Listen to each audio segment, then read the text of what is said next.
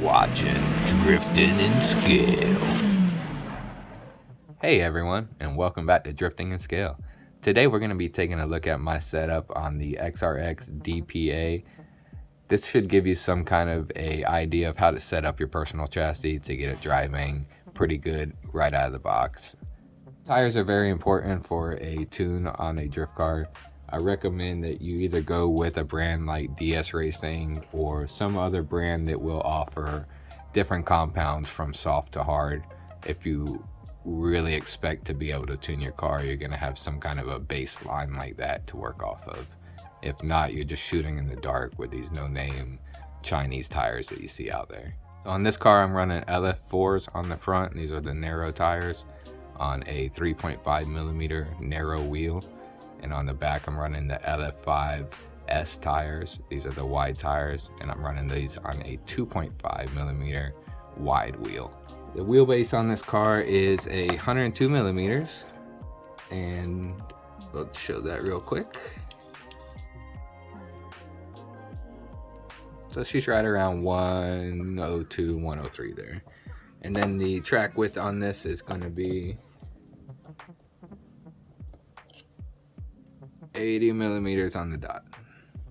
I do have this set up with 6 degrees of rear camber, as well as the front here. I have set up with 6 degrees of front camber.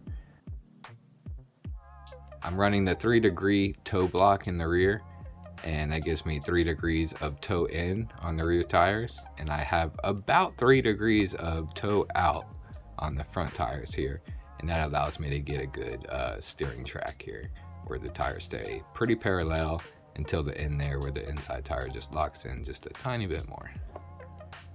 The front shock position is in the center hole on the top tower here, and there is no adjustment on the lower arms here.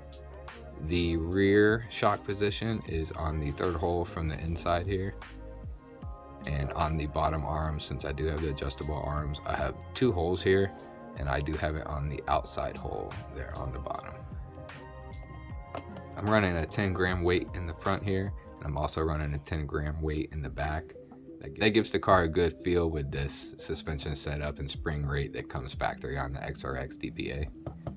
The motor on this that I'm running is a 3500 kV motor, you can see in there. And I have left the factory spur gear on this, and I'm running an 18 tooth pinion gear on this. I've upgraded that from the factory 14 tooth.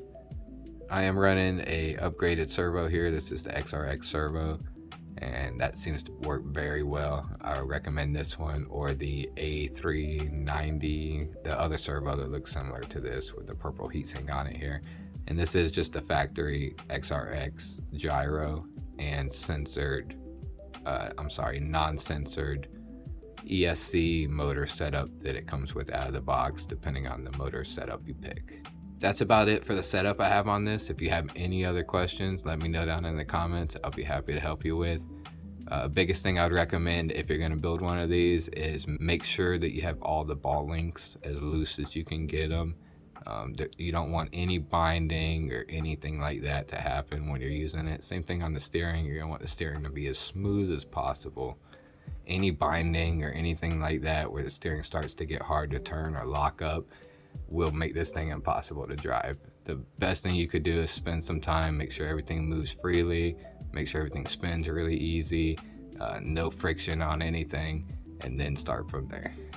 Thank you guys for watching, and I hope you all have a great day.